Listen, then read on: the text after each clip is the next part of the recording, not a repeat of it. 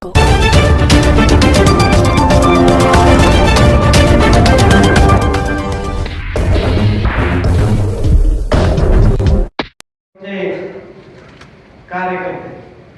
आज आपण या ठिकाणी जो कार्यकर्त्यांचा मेळावा घेत आहोत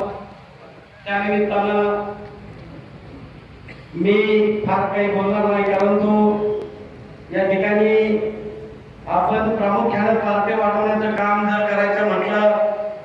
तर निश्चित लोकसभेला काही महिने बाकी आहेत आणि विधान आज अशा दुष्काळाच्या परिस्थितीमध्ये बीड जिल्ह्याच्या जनतेसमोर विजयाचा संकल्प लोकसभेच्या विजयाचा घेऊन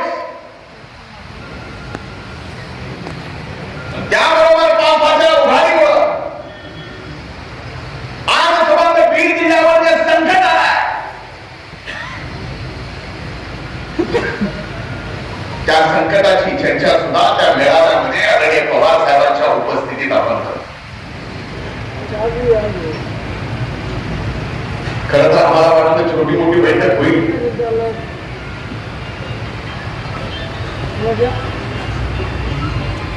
जे तो कारवा लावून घ्या.